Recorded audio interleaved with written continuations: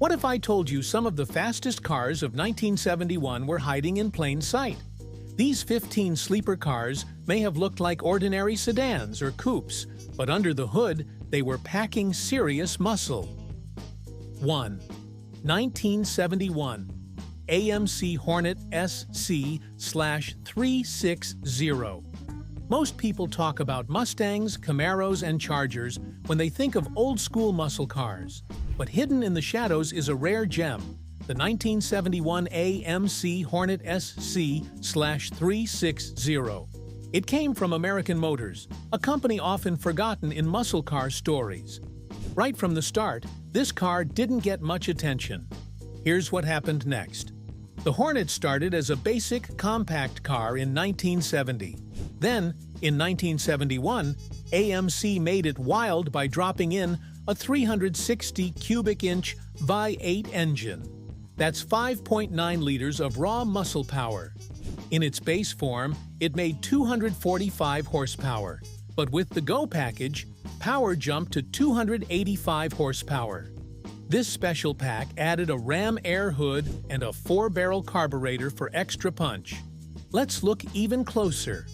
AMC called it a smart choice compared to big, pricey muscle cars. It wasn't just strong, it was also smaller and cheaper. Still, it didn't catch on. Out of 123,304 Hornets sold that year, only 784 were SC360S. And of those, just 555 had the 4-barrel engine. Even fewer, only 306, came with a 4-speed manual gearbox.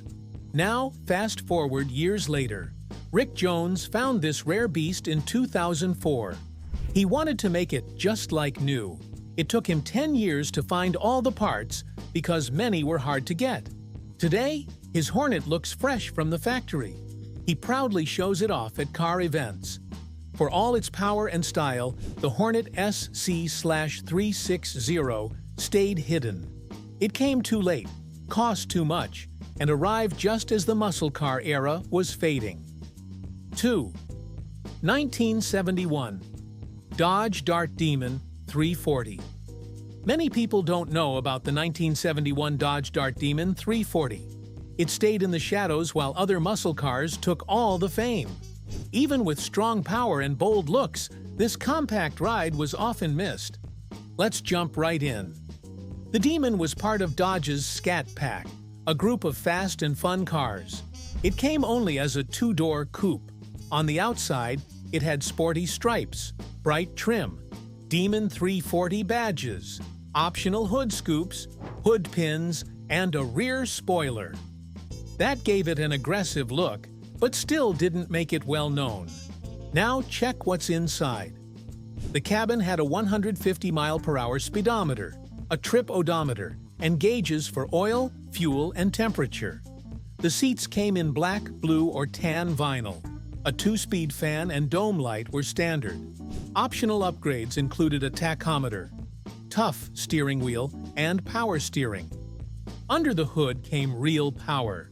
The 340 cubic inch V8 engine made 275 horsepower and 340 pound-feet of torque. It had a 4-barrel carburetor, forged crankshaft, and a 10.3:1 compression ratio. A 3-speed manual came standard, but drivers could choose a 4-speed Hurst manual or 3-speed automatic. Let's talk speed next. In tests, the Demon went from 0 to 60 in 6.5 seconds. It beat other small muscle cars like the Mercury Comet 302 and Chevy Nova SS350 in the quarter mile. Still, even with strong performance, it stayed mostly unknown. That's because it arrived when muscle cars were fading and insurance was rising. Good car, but it is the wrong time. 3. 1971 Ford Maverick Grabber 302. Not many people remember the 1971 Ford Maverick Grabber 302. It had the looks and the speed, but it never became a big name. While Mustangs and Camaros took the spotlight, the Maverick stayed mostly quiet. Here's how it started. The Maverick was made to replace the old Falcon. It began as a small two-door car, later getting a four-door version too. In 1971, Ford gave it a powerful 302 cubic inch V8. That engine made 210 horsepower and 296 pound-feet of torque. Let's keep going deeper. The grabber trim added sporty looks with bold stripes, spoilers, and a special hood with twin scoops. It was the coolest Maverick you could buy, but even with its upgrades, it stayed hidden behind flashier cars. Performance was impressive. The grabber could go up to 119 miles per hour. It hit 60 in just 7.8 seconds and ran the quarter mile in 15.9 seconds. That's fast for a compact car in its time. Inside the car, it was simple. It had basic seats and controls, which made it cheaper than other muscle cars. That low price helped some buyers, but didn't grab the attention of car lovers. Now check this out. Even though the Maverick had strong power, it never became super popular. In places like Brazil, it was even called a failure. Many people didn't give it a chance, and that's why the Grabber 302 became an unknown muscle car. In the end, the 1971 Maverick Grabber 302 had the power and style, but not the fame. It came during a time when bigger names stole the show. 4. 1971 Plymouth Duster 340. The 1971 Plymouth Duster 340 had muscle car power, but often got pushed aside. Right away, it faced tough competition. The flashy Roadrunner, powerful GTX, and wild Superbird stole the spotlight. Even the Cuda, with its bold E-body and Hemi engine, grabbed more fans. So, the Duster 340 stayed in the shadows.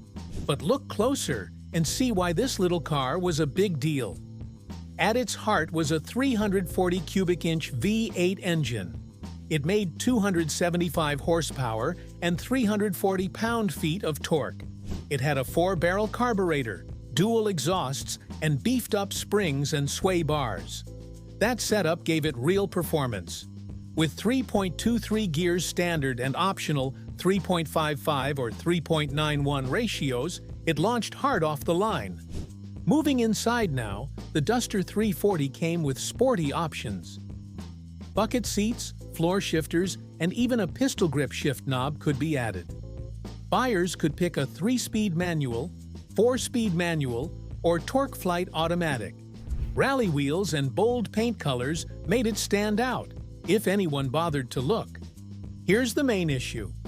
Around the same time, Plymouth released muscle monsters with more horsepower and flashier bodies. The Duster was still part of the Valiant family, which made it feel more like a budget car. Still, for someone smart, this car was gold. Even today, a solid one can cost under $30,000, like Lot FR 0140, which sold for $29,700. But a rare, top-notch restored one? Steve Cabral's yellow Duster with a 4-speed and matching numbers sold for $159,500. So yes, this forgotten car was actually full of surprises. 5. 1971 Chevrolet Nova SS 396. Some muscle cars stayed famous. Others, like the 1971 Chevrolet Nova SS 396, never got the full spotlight. Even with muscle in its name, the Nova often got skipped over. Bigger brothers like the Chevelle SS and Camaro Z28 took most of the glory. But this Nova had something wild under the hood. Let's start with the engine. This Nova was packing a big block V8. The badge said 396, but a rebuild gave it a 427 cubic inch heart. That's serious power. The 4-barrel carburetor fed it fuel, and a 4-speed Muncie manual let the driver shift fast. Torquey hit the ground hard, thanks to a 12-bolt rear end and rear sway bar. Now step inside. Black vinyl bucket seats, rubber flooring, and no fancy extras. No radio, no clock, no AC, just raw, stripped-down fun. It even had a T-grip shifter for fast, tight throws. The dashboard carried an aftermarket tack and extra gauges underneath to watch that monster engine closely. Looking outside, the bright red paint grabbed attention, and the body was clean with straight lines. Chrome Krager SS wheels held BF Goodrich tires, giving it that loud, proud muscle look. But some came simpler.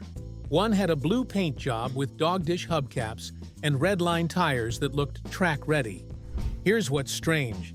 This Nova had rare style and massive power, but because it was built from a small compact body, it didn't stand out like the bigger muscle machines.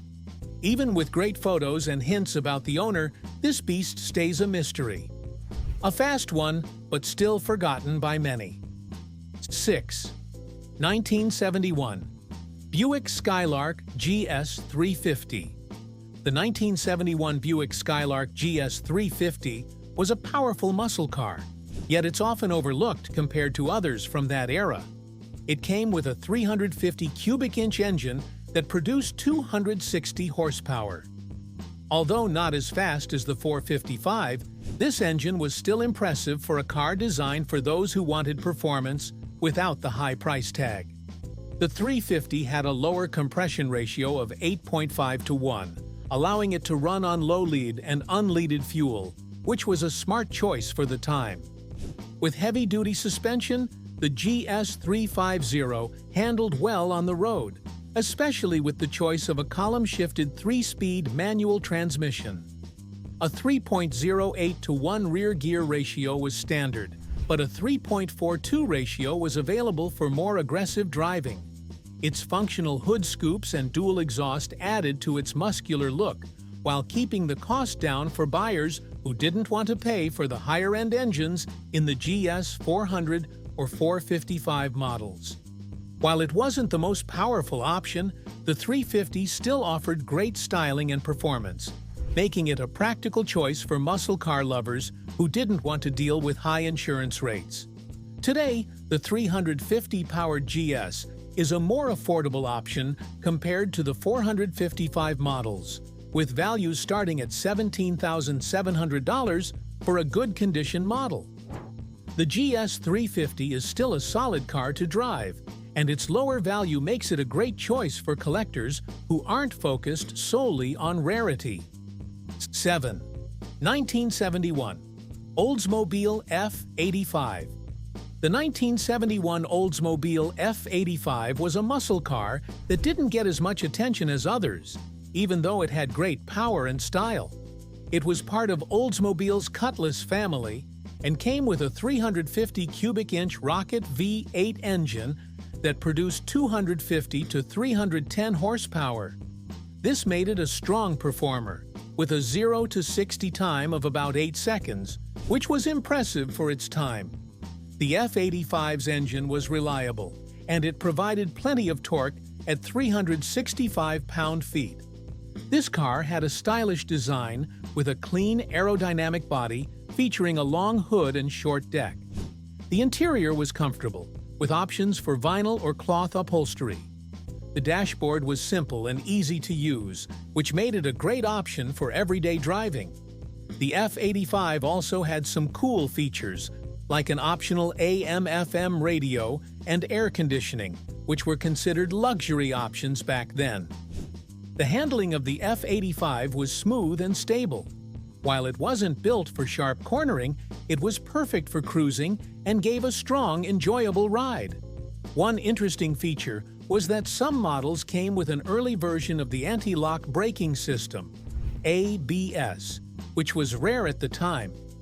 Despite its capabilities, the 1971 F85 often stayed under the radar, partly because it wasn't marketed as aggressively as other muscle cars. Today, though, it's gaining more recognition from collectors and enthusiasts who appreciate its blend of performance, comfort, and reliability. 8. 1971. Mercury Comet GT. The 1971 Mercury Comet GT is a rare muscle car that often gets overlooked in the world of classic cars. This car stands out with its striking pearl white paint and gold interior, which gives it a unique eye-catching look. Powering this Comet is a 302 cubic inch V8 engine, believed to be the original numbers-matching motor, paired with a smooth automatic transmission. The 302 V8 gives the car a good balance of power and drivability. This car features power steering, which makes it easier to handle, and the restoration done on it within the past year ensures it runs smoothly and looks as good as it did when it first came out. One of the standout features is the historical documentation that comes with the car, including the original bill of sale. This adds a level of authenticity that many collectors value. The Comet's design shares a lot of its body with the Ford Maverick, but has a unique grille, taillights, and hood. The taillights are actually from the 1970 and 1971 Montego and Cyclone models, giving the Comet a distinct look. Despite these cool features, the Comet never gained the same fame as some other muscle cars from the era. However, it still offers a great driving experience and is a fantastic option for someone looking for a classic car that stands out without the usual attention that other muscle cars receive. 9. 1971 Pontiac Ventura II 350. The 1971 Pontiac Ventura II 350 is a car that often gets overlooked, but it marks the beginning of a trend in GM's history. It was essentially a Chevrolet Nova, but with a Pontiac twist. Pontiac had been feeling left out as other car brands were making smaller, more affordable cars. They saw what Chevy was doing with the Nova and decided to create their own version with a new grille and Pontiac branding. The Ventura II came with Chevy's 256-cylinder engine, or you could opt for the 307 or 350 V8 engine. These engines were from Chevy, marking the start of GM's habit of using engines from different divisions. What makes the Ventura II stand out is that it was the first GM car in North America to use engines from another division. It wasn't fully Pontiac in terms of design and parts, which makes it an interesting part of automotive history. Despite being based on the Chevy Nova, the Ventura II offered something different with its Pontiac exterior.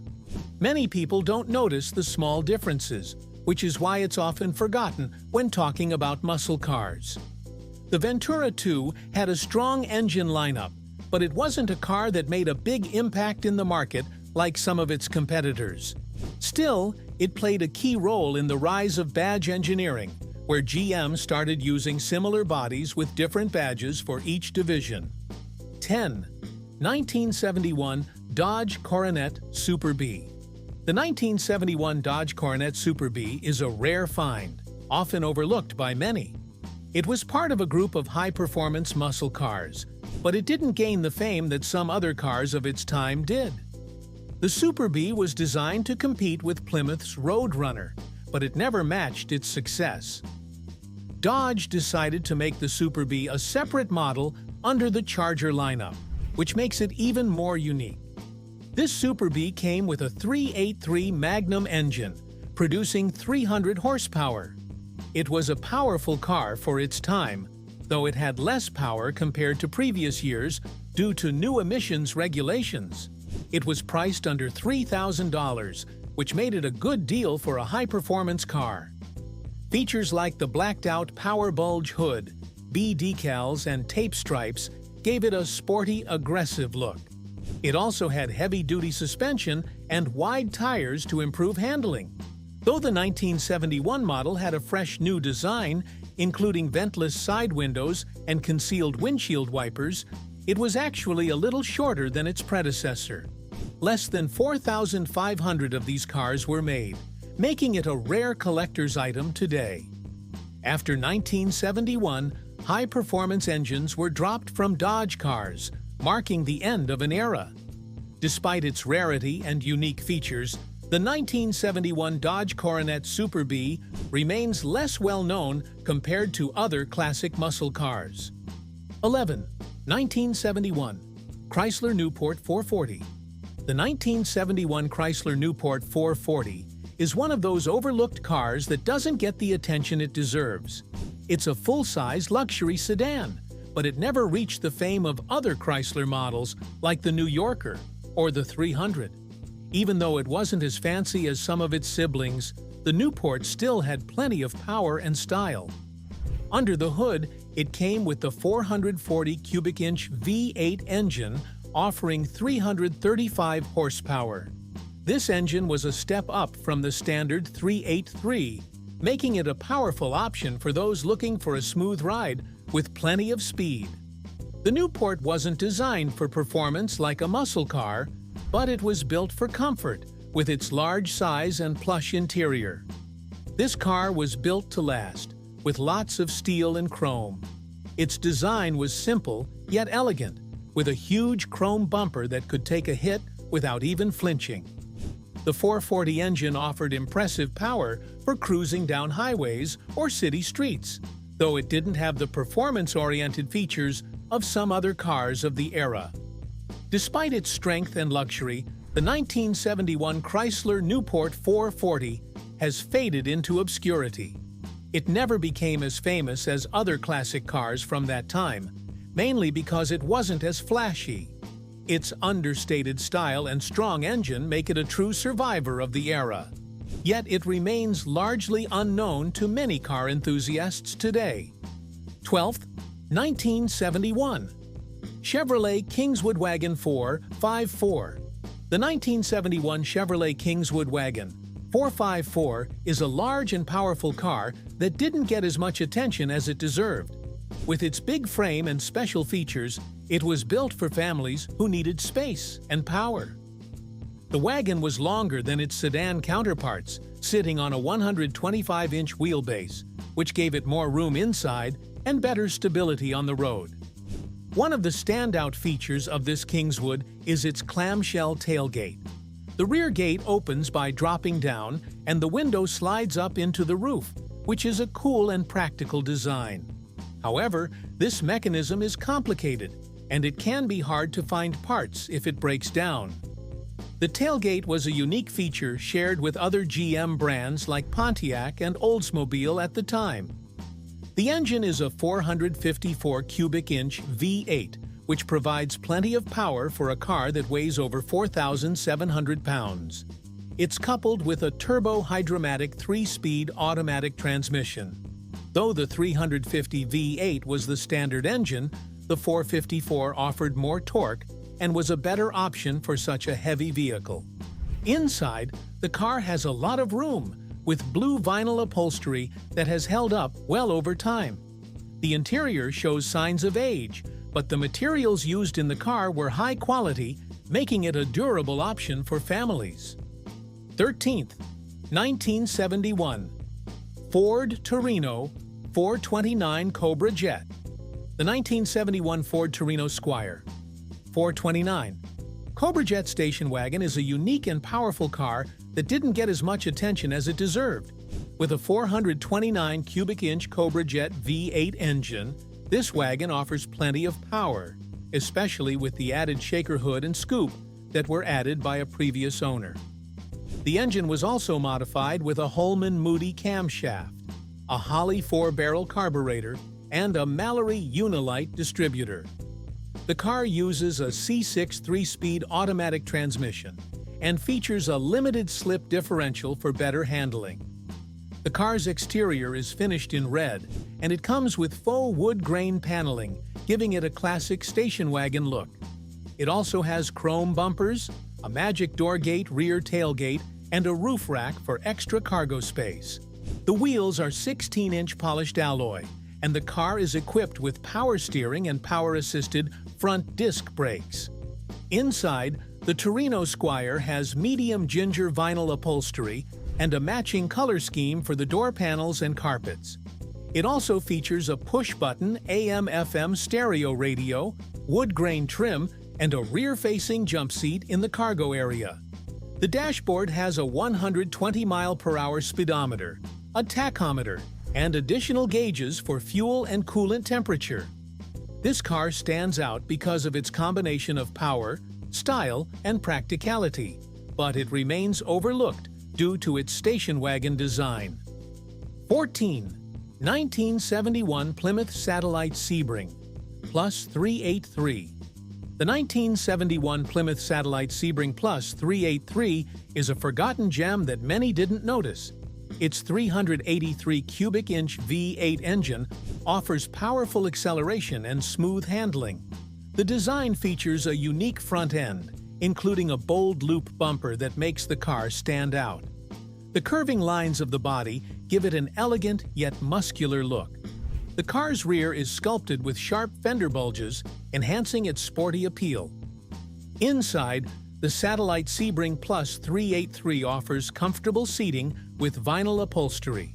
The dashboard is simple, with essential gauges for speed, temperature, and fuel. It may not have had the flashy technology of modern cars, but it offered a solid driving experience with a straightforward design. This car didn't gain much attention because it was overshadowed by other, bigger muscle cars of the time. Its unique features, like the loop bumper and fuselage-inspired body, didn't resonate with the market, and it faded into history. Despite this, it remains a distinctive example of 1970s automotive styling. 15. 1971 Buick Centurion 455. The 1971 Buick Centurion 455 was a full-sized car that tried to blend performance with comfort, but it didn't quite hit the mark. While it was one of Buick's sportiest options, it didn't have the flashy appearance you'd expect. The car had a smooth, powerful 455 V8 engine, but came with the typical downsides of full-sized cars at the time. The fuel economy was poor, averaging just 9 miles per gallon in the city. With a 25-gallon tank, you'd need to refuel every 225 miles, which wasn't practical, even when gas was cheap. The ride was comfortable but sacrificed some smoothness for better handling. It could corner well, which was unusual for such a big car, but it also had some braking issues, with brake fade after hard stops. Inside, the Centurion felt more like a regular Buick, with a cloth and vinyl bench seat and a simple dashboard. There was a lack of storage space and a smaller trunk, which seemed odd for a large car. Despite its strengths, the Centurion never found its place in the market. That's all for today. Which car is your favorite one? Let us know in the comments, and do like and subscribe to the channel.